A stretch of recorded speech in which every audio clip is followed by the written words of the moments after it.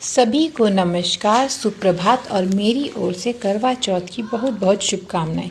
सुबह सुबह मैं उठ गई थी और फ्रेश होने के बाद मैंने सोचा कि फटाफट से मैं घर की साफ़ सफाई कर लूं, क्योंकि व्रत रखने का फ़ायदा तभी है जब हमारे मन, हमारे शरीर के साथ साथ हमारा घर आंगन भी साफ़ सुथरा रहे। तो फटाफट मैंने झाड़ू उठाई और झाड़ू के साथ झाड़ू लगाया पूरे घर में।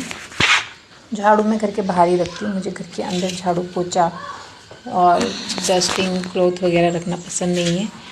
तो सुसृजन का रात को भी स्कूल से मैसेज आया था कि गवर्नमेंट ने छुट्टी करी है करवा चौथ की, तो छुट्टी होगी बच्चों की स्कूल की। तो फिर थोड़ा रिलैक्स और हो गई थी मैं कि भाई चलो भाग दौड़ थोड़ा कम हुई। तो फटाफट मैंने जो है सुबह पहले झाड़ू वगैरह लगाया और उसके बाद पूरे घर में झाड़ू लगाने के बाद मैंने लगाया पोछा हाथ से। पोछा मैंने हाथ से इसलिए लगाया क्योंकि जो आजकल आते हैं ना मॉप्स जो आते हैं स्टिक वाले, उसमें क्या है कि थोड़ा उतना अच्छे से सफाई नहीं होती है। और हमारे यहाँ पर जहाँ हम रहते हैं श्रीनगर में ना, यहाँ नदी पास है और इससे क्या है कि यहाँ ना सांपों का एरिया है, यहाँ सांप बहुत आते हैं। हमें यहाँ कमरा लेने से पहले ये चीज़ मालूम नहीं थी कि यहाँ सांपों का बहुत आवागमन है। तो अभी बल्कि रक्षाबंधन के दिन सुसृजन और सुसंस्कृत की जो कज़िन आई हुई थी अद्विका नानू अपनी मम्मी के साथ। तो हम लोगों ने जो गेस्ट रूम है हमारा, उसमें हम लोग बैठे हुए थे और वहीं हमने खाना वाना खाया, काफ़ी देर तक वहीं रहे। और शाम को फिर जैसे वो लोग चले गए तो उसके बाद हम लोग रेस्ट कर रहे थे थोड़ा अपने बेडरूम में। तब तक सुसंस्कृत को जो है सुसु आई, तो वो सुसंस्कृत के पापा उसको लेकर टॉयलेट जा रहे थे। तब तक उन्होंने देखा कि सांप का बच्चा, एक हाथ भर का सांप का बच्चा जो है हमारे कमरे से बाहर आने की कोशिश, आधा अंदर आधा बाहर हो रखा था। डर के मारे हमारी तो हालत ख़राब हो गई। हमने दरवाज़ा खोला तो वो और अंदर भाग गया और बाहर ही नहीं निकला। बड़ी मुश्किल से फिर हमने मकान मालिक को फ़ोन किया, वो भी घर पे निकले। और मतलब मज़े की बात है कि हमारे घर में ना उस टाइम हमारे पास कोई डंडा वंडा भी नहीं था, ना प्लास्टिक का ना लकड़ी का, कि उसको डरा के बाहर भगा दें। वो और अंदर घुस गया बाहर जाने के बजाय। और फिर उसके बाद हमने फिर मकान मालिक को फ़ोन किया, वो थे नहीं यहाँ पे। तो उन्होंने जो है दूसरे किराएदारों को और उनके एक रिश्तेदार हैं, उनके भाई लगते हैं, उनको भेजा।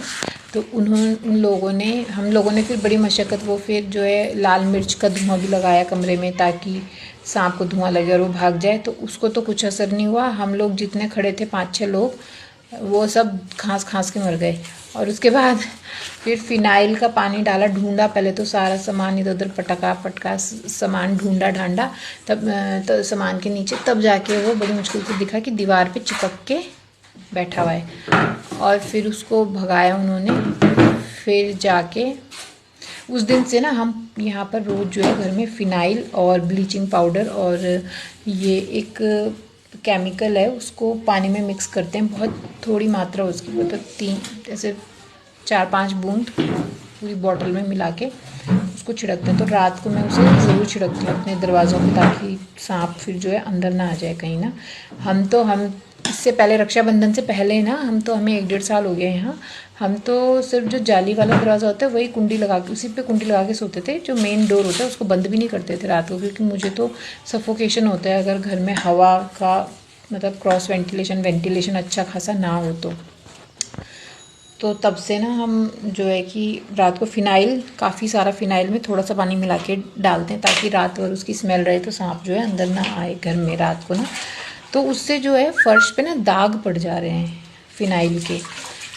तो कुछ टाइम रेगुलर हम डाल रहे थे, तो मैंने मतलब 1 हफ्ते तक उसको साफ़ नहीं किया, मतलब पोछा वोछा लगाया बट पोछे से वो साफ़ नहीं हो रहा था। तो फिर मैं ऐसा करती हूँ कि जो ये बर्तन मांजने वाला होता है ना, स्टील का जो जूना कहते हैं उसको, स्क्रब जो होता है, उससे मैंने रगड़ रगड़ के फ़र्श साफ़ करा, तब जाके वो साफ़ हुआ।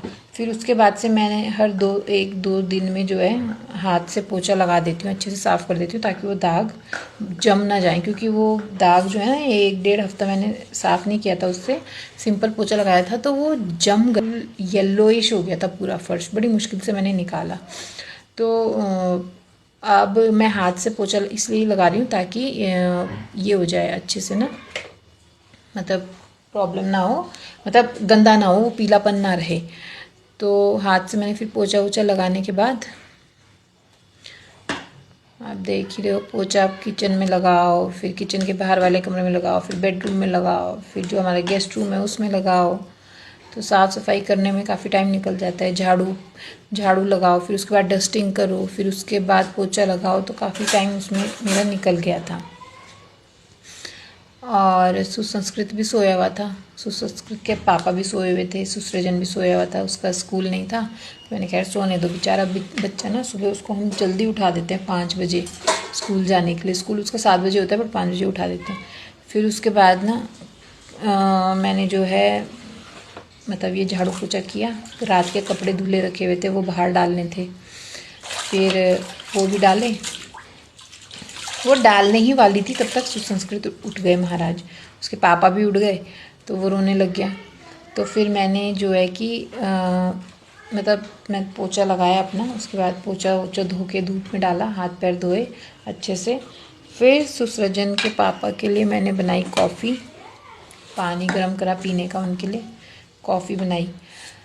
हाँ व्रत हो चाहे ना हो, कोई तीज हो, कोई त्यौहार हो, फीमेल्स का तो घर का काम कभी ख़त्म ही नहीं होता है ना। तो फिर ज़रा फर्श वर्श चमकाए, फिर मैंने कॉफ़ी बनाई, दोनों बच्चों के लिए दूध गर्म करके दिया। पानी पीने के बाद वो लोग दूध पी लेंगे।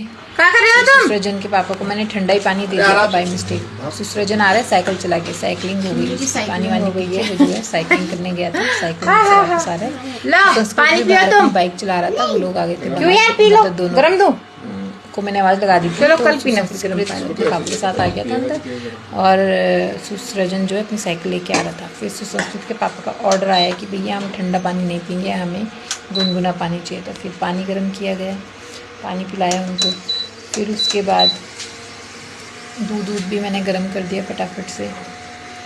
और फिर उसके बाद जो है कि मुझे नहाने जाना था, और टाइम देखा तब तक मुझे तो लग रहा था कि बहुत मतलब अभी है 8 बज रहे हैं, बट 9 बज चुके थे। फिर मैंने अपने कपड़े निकाले, ये साड़ी मैंने पहनने का डिसाइड किया, और नहा धो के मैं आई।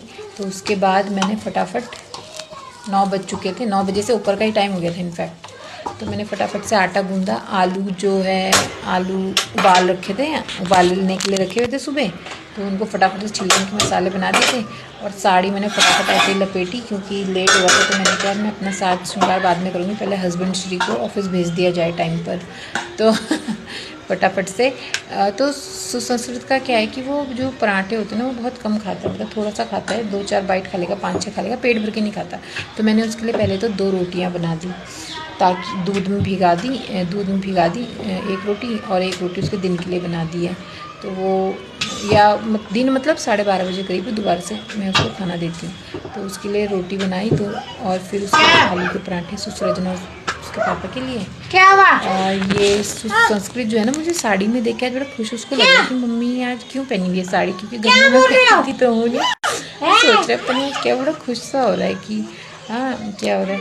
फिर ये बना के मैंने जो है नाश्ता वास्ता कराया। अब मैं अपने लिए टाइम निकाल के अपना साज श्रृंगार करूँगी फुर्सत में। अब पतिदेव जा चुके हैं ऑफिस, और बस मतलब चल रहा है, पराठे बन रहे हैं, बस काम निपटने वाला है। अब पतिदेव देर में जाना है ऑफिस, और बस मेरा काम हो जाएगा और मैं साज श्रृंगार करूँगी। सब चले गए थे, इसके पापा चले गए थे ऑफिस, तो अब मुझे रह गए हैं मेरे नाश्ते के बर्तन धोने। उसके बाद मैं फुर्सत से बैठ